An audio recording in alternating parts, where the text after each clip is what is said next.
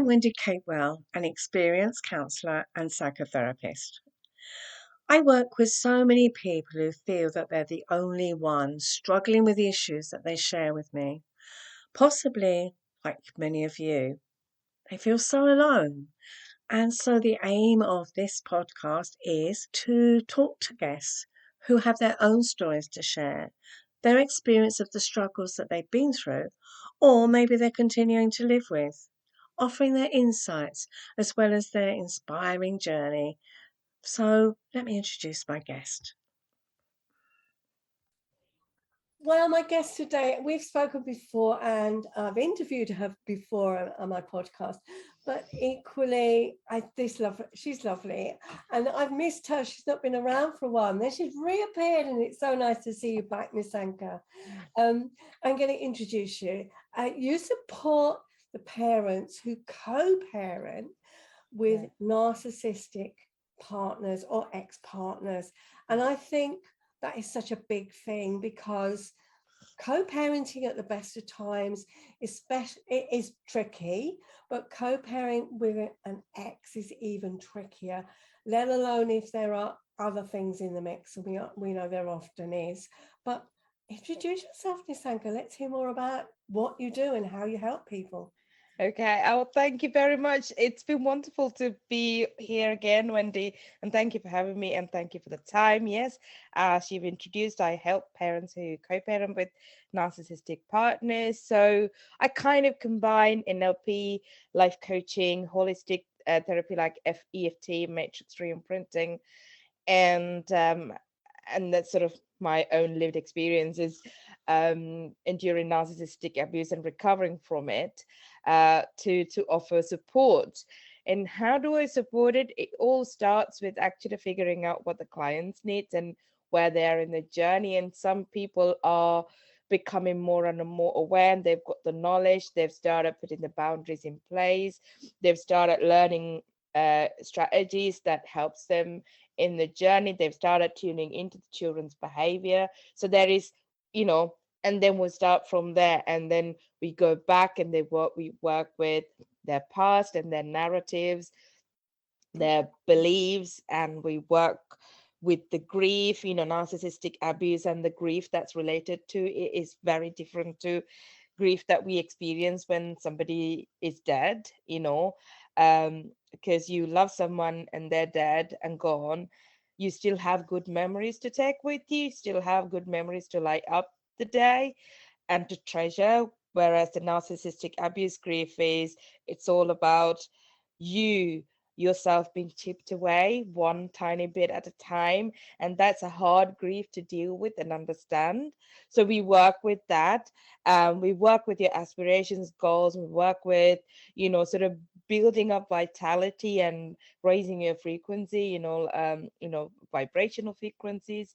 It's a lot of energy things, which also means that if you're working with me one on one, and we have this session, which also means when you walk away, all you have to do is to have a bit of a rest and reflect and let the energy settle in your body, and the rest kind of simultaneously follow.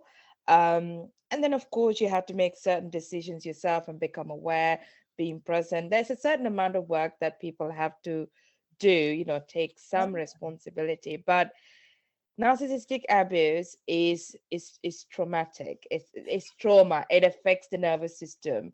So Yeah, that's why I've incorporated energy work into it, because sometimes when you've endured trauma, yeah, it's the nervous system that remembers it. It's not the logic, yeah. it's not the cognitive abilities, it's the nervous system.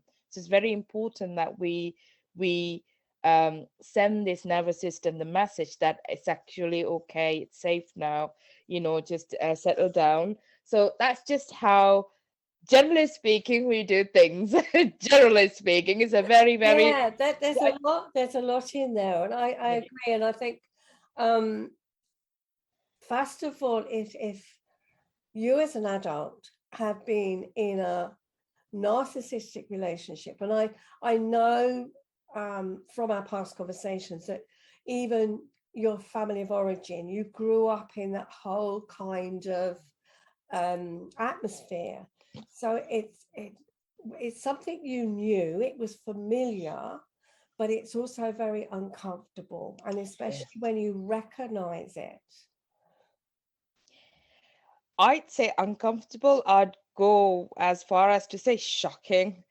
And the first thing that you notice is how shocking your life has been. How But did you what notice it at the time? Because if it's your normal, if it's what you know, you don't recognize. You go, okay, that's how life is. Yeah, I grew up believing abuse was love. I grew up in an environment. Hmm. Um, I think when we talk about this abuse, people often just get very defensive up front, and then they don't listen to the others, the actual abuse that I'm actually talking about. Just Hmm. because our parents provide a roof over our head, they send us to school, or they were there physically, doesn't necessarily mean that children receive the love and the support that they got. And this is what I was missing.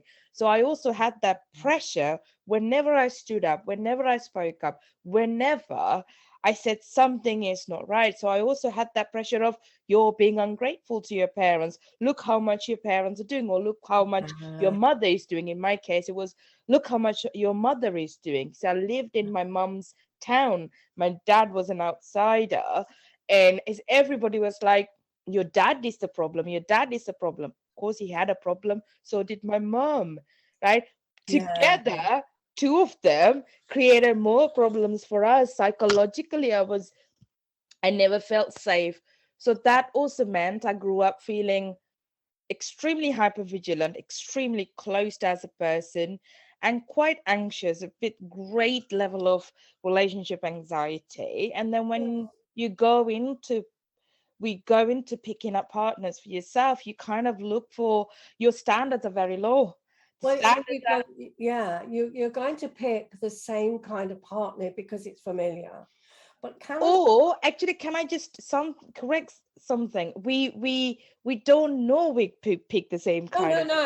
partner. We look for It isn't. different external qualities to. Of course, I've had that physical violence. As long as I don't have physical violence, I'm okay. So Yes. you look for external qualities that's Yeah. different, but emotionally, the trauma bonded cycle that continues. Yeah. That But continues. can I just stop for one moment, because there was something very valuable you spoke about earlier when you said that yes, your parents were blaming you for it or blaming each other. But the one thing I think we need to kind of acknowledge, I feel we need to acknowledge, is that your parents weren't aware of what they were doing, and it was generational. And so when we have clients, and I get them where they go, my parents were okay, my parents did their best, they were calm. And I had a client recently who got extremely defensive, um, to what, he was protecting his parents, but it's not, his parents weren't to blame either.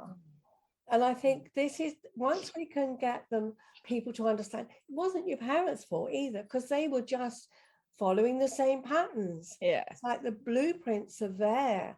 And once we say, okay, our parents did the best they could with the tools they had.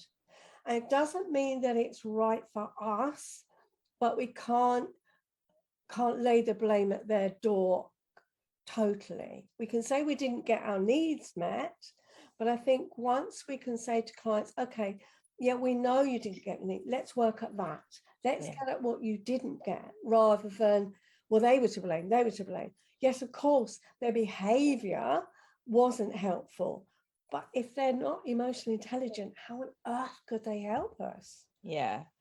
I agree. I would like to unpick what you said there, because I think as trauma survivors, as a trauma survivor, one of the hardest battles, or one of the hardest socially constructed message I was getting and I was battling, was this whole thing you said about our parents did the best they could with the tools they had. And I constantly questioned that statement, because I could see our parents did better with the other people as opposed to they did with us as the closest family. So they were they were so friendly, they were so caring, they were so caring for others, and Yeah. but they were unable to do that in very close Yeah. relationships that was with their own children, because they were Yeah. so trapped in their own trauma, trapped in their own generational trauma. And this is why narcissistic abuse is very unique in its own, its way of manifesting in certain behaviors and Mm. certain patterns. And so to those who feel like, okay, I feel obliged to protect my parents, I can't talk about it, I think the first thing to do is to accept abuse for what it is, Yeah. whether it's from your parents, your partners, or even from your own older children. You've got to accept abuse for what it is, and that's the first step. Once you've Yeah. accepted the abuse for what it is, you work with what you want Yeah. and getting your life back. And in that journey, if you feel appropriate to then look at the other side of the coin, then do so. But also, as a social measure or religious measure, if you're made to feel obliged Mm. to forgive and forget, I'd say don't, because it's I'm got with you on that. I'm not a great one. I don't advocate forgiving someone. I, no. I think there's a lot. I think there's coming to terms and finding a peace within ourselves so that we don't hold the grudges. Mm-hmm. I will not forgive certain behaviors by my parents. I can't forgive them. And or even people who've wronged me. I can understand, I can appreciate, I can empathize, I can do that. But actually, if you Yeah, wronged me, why should I feel obliged to forgive? yeah, exactly, Yeah. exactly. And also, sorry, just Oh, another point where you said that your parents were very, very nice to everybody else, but not their children. But I experienced the same. And it's strange how, oh, so you could actually forgive, you could actually be kinder to family, other friends. You can be kinder to those friends' children than you can be to me. And it was, yeah. yeah, so I can identify with that one as I well. know this is a really hard thing, because now, I mean, my parents do or don't. I mean, they're still in my life. We talk, and we still have a banter and stuff like that. But deep feelings, I keep them to myself, and I don't really share. Mm. My choice to keep them in my life is a choice I made, because I got very comfortable and confident in my own boundaries. So I don't let anybody trespass those boundaries. Yeah, Not not even them. That's why I chose to. But there are moments, and I feel like, it could have been a different childhood, it could have been a different experience for me. yeah, um the thing is, like, we are in our societies, we're often really scared and religiously, culturally, socially conditioned to romanticize mm, the relationship between parents and children. We romanticize, we have poems about it, we have, as much as that actual connection is true and it's so profound and it's so deep, right? When it's not there, what you have is disappointment instead. yeah, you know and it's okay to accept that what you have had was disappointment and abuse. It's okay to accept, because you you didn't choose to come to this. Well, spiritually speaking, you did. You signed a contract, spiritually speaking. At the same time, you signed a contract to come and learn these lessons. On the other side, on the other hand, they invited you, parents invited us to their world, to this yeah, world, and they have 100% responsibility to give you the nurture, love, and support. And this has nothing to do with whether you have money, whether you're educated, whether you have a socially, good status. It has nothing to do with it.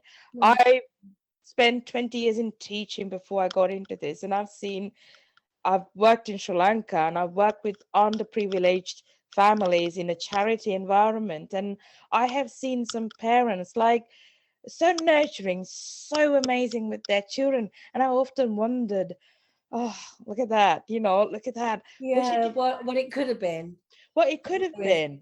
And Yeah, then you And I know. think we haven't brought in, you've talked about culture and so on. Yeah. We haven't actually brought into the conversation the fact that where you are from, because I think that adds another dimension for you.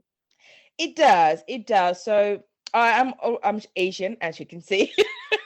Yeah, Asian. I'm originally from Sri Lanka, so I was born and raised in Sri Lanka. yeah, I've had this really deep voice in me. Don't talk against your culture. Don't talk about your against your heritage. Don't talk against your about against your parents.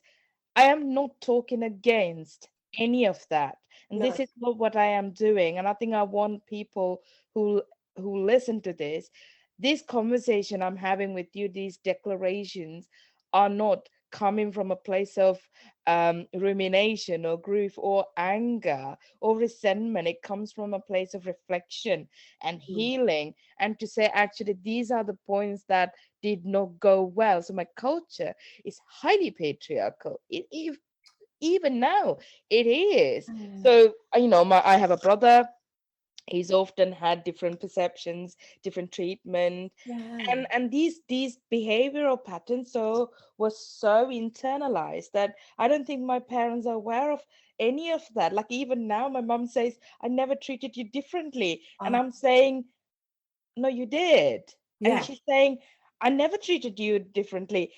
I'm saying, no, you did X, Y, Z. And I've actually given up that conversation because yeah, in her head, she hasn't, because some of these patterns are so internalized. yeah, One thing I've noticed is that when I was healing, something in her changed as well, because when you actually do the healing work, as the scapegoat child, or as the black sheep of the family, which I believe I'm the one, because I was so determined not to pass it on to my child. yeah, And I have to say I've been so far successful doing that. But when I was healing, I could see a change in the way she behaved, yeah, and with my own boundaries as well, and me being able to maintain the boundaries, I can see that I wouldn't say the relationship is better, but I can see I have established something that I would like to maintain, and that so I know that one day when they're gone, that I won't resent for not having done anything about it. So yeah, it's, and the point of that is that what you do with people who've abused you in your life is completely up to you, and don't let anybody dictate it to you. yeah, yeah, It's just totally depend on the work that you do with yourself. yeah, And just because you acknowledge that you have been abused by your culture, religion, environment, society, financially, medically, there's a lot of medical gaslighting, political gaslighting. These are all abuse. It takes you away from who you are as a person, and that's a crime, in my opinion. yeah. Point. So let's now come Go back on. into, I can go yeah, on we could forever. talk for ages, but I want to kind of move on, if I may, to Yes, all right. this, how this relates to working with those parents, because that's what they've experienced, but then they are co-parenting with somebody who has those traits. It can make, as I said at the beginning, it can make it very difficult, can't it? So what is it? You're right, we have to work on ourselves, our responses, our behaviors towards the other people. And I think you're so right, it's what we've experienced that we will carry into the relationship with that person. Yeah. So I think you've acknowledged a lot, so have I, what we've experienced as children and what formed us and how we then see the world. I agree. So going back to the point of co-parenting, of course, so the narcissistic people are unempathetic, they are dysregulated, they have rage, they're very manipulative, they triangulate children. Everything is a conflict. So there's also post-separation abuse. So you might have gone your separate ways, but they won't leave you alone because they've got the children to control you still. Yeah, So the abuse tends to continue until the children grow up, and sometimes even after that. And I've spoken to people in inquiry calls and clients, whose abuse just continue through their older children's behavior. Lack of empathy, you just cannot communicate with them. Everything you say, everything you say will be used against you. They'll twist it, they'll project, they'll throw it back at you. They'll just make big stories about it. They will take that story away and then make a completely different story and spread it. So there's so many of these things going untangling. But how do you? Because it's a bit like being trapped in a tornado. You get hit from every angle. You're Yeah. isolated, gasping for air. You know, you just don't have anything to hold on to, because whatever you hold on to takes you deeper into this tornado, Mm. right? It feels like that. So how do you find your feet in a situation like that? In a very brief sentence, I can say that is to find, come home to you, so you know you, have that self-awareness, and become extremely aware of your trigger points, right? Because narcissistic partners, they've been with you. They've raised children with you. They know you so well. They've been Yeah. studying you. They know your buttons, when to push them, how far to push them. They know it all. So know your buttons as well. Oh, definitely. Know your buttons. Absolutely, it is, because we react. It's like you've been stabbed. Yeah. Not just in the stomach, in the heart, isn't it? Those wounding comments are like and we want to react. We want to react rather than respond. And I think one of the things I think is a very powerful sentence, but it does take a while for it to filtrate. We don't get it right all the time, but it is, just because you've been invited to the drama party, it doesn't mean you have to accept the invitation. No, you don't have to take that Hoover. You don't have to take that bait.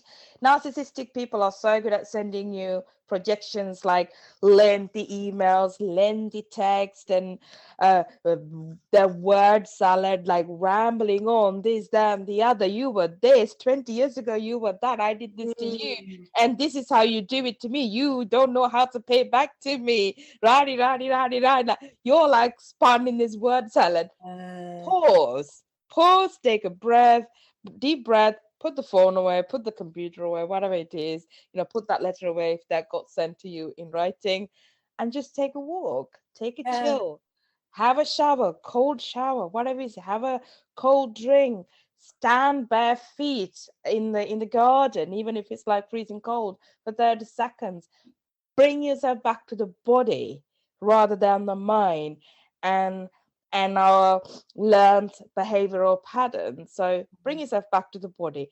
And after that, it's always good to have a coach or a therapist, handy, that you can then maybe SOS call them and say, actually, I've got this. How can I respond? It's good to have that, but it's not always possible. So in that case, I've got a couple of tricks that I can give you.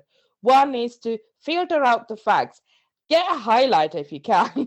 you know, Print it out. I don't know how you do it. You do it, but highlight the facts. Respond to the facts. yeah, Right? Everything else is not important. yeah, You can see in 2 10 pages long email, you might have to just respond in one sentence, because that's how much they spend their energy on trying to bring you down and control you. yeah, So once you've learned to take yourself away, and I'm laughing because sometimes some of these emails and texts are hilarious when you learn to take yourself away from it, and then you take yourself away from it and you go, that's the fact. Brilliant. Done. yeah. Send. Because you can't go 100% no contact when you raise children. So no contact would No, be ideal, but when you have children and when there's court orders in place, you've still got to stay in contact, you yeah, know. yeah, So it's about you finding the best way possible. I can teach you, okay, grey rock them or stonewall them, whatever the technique I can teach you, but you're not gonna be able to put it into place unless you learn to manage these triggers. Because yeah, that's right. And I think, as you said, you can react, but the thing is, when we're reacting, it's because our nervous system is dysregulated, yeah, and we cannot do anything until we calm our nervous system down, because we are not, our cognitive brain, that No. intelligent part brain, cannot connect. It can't. And so we're not going to make rational kind of responses, whether it is to a parent, a partner we're in a relationship with still, or what a previous one. So we have to find a way of calming our nervous system, and then we can think more clearly. You're right, and then respond. And if you're with a partner and you're having a heated discussion, you're right, walk away. Say, I think at the moment we're both feeling a little bit highly emotional. We're not going to get the best responses from each other. Let's just take time out, I think, because there are going to be parents who are in a relationship right now and doing. But yeah, you're right. It is walk away and then don't react. And we will feel hurt and upset and angry and all those emotions. But you're right, it is. Great tip. Just walk away from it. Yeah. And then I think the highlight pen is brilliant. Yeah. With the narcissist, like say you're still living under the same roof, you've had this situation, didn't agree, they they raged at you. You can walk away, you can come back and you can try to establish a conversation and say to them, you've hurt my feelings. Okay, they might even say sorry so that they can move on from the conversation because it makes them feel very uncomfortable. But that doesn't mean that they've actually hurt you, so you're not going to be heard or listened to. So when you're living with a narcissist, you've got to find a completely different support system where you can go and where you can go and actually regulate yourself and get the support that you need and be heard. Their apology is more of, oh, come on, let's get on with it. That's what's happening in their head. Apology is never an apology, because apology is never an apology if the behavior continues anyway. You probably noticed that narcissistic people, you recycle the issues in these relationships, same conversation over and over and over again. You don't move on. And when you are, that means you're likely that you're living with a narcissistic partner. So yeah, you've got to learn about what narcissism is, and you've got to really question. You got to really question. I have tried to speak to these people, it's never worked. Okay, what's not going well? What's And I not think going? you're so right, because by managing our emotions, our responses, we need to keep in mind it's the child that is going to be, they're the focus. We want the best for our child. Yeah. And I think that is, if we can draw that back to our partners and say, look, is this the best outcome that we want for the child that we love?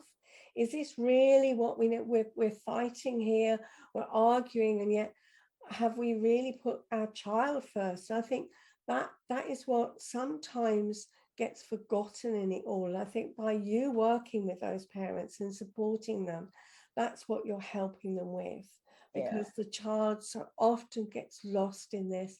They get lost in the battles. I've seen it where the children of parents who've parted, they're used as weapons against each other, and that is wrong. So I think you're right. We have to focus on the adults, focus on helping them to help their child. So there's just so much more we could talk about. I know. So much. You've come up with a brilliant tip about the highlight pen, walking away. Another tip that you can offer people before we end? Okay, so I think I've shared a few tips. One is the highlight, one is the grey rocking, so you respond to just the facts. And so when it comes to children, if they go between or you're still in the same relationship, the narcissistic parents tend to triangulate children quite a lot. So they will trash, like you said, Wendy, earlier, they will trash the other parent to the children, and they will sort of do a lot of counter parenting, that sort of very cheap tactics, really, so that they gain control. So to have a conversation with them now with the narcissist is pointless. Forget about it. You cannot, because they won't listen to you. It's just not, it's just how the narcissistic behavior pans out. So what you can do with children is to build that connection with them. So what you can do is you can offset that level of abuse that's coming from them if you become the solid parent. So Yeah. learn that how to connect with children so you can become the solid parent. Say, for example, there was an intense argument, right? Mm-hmm.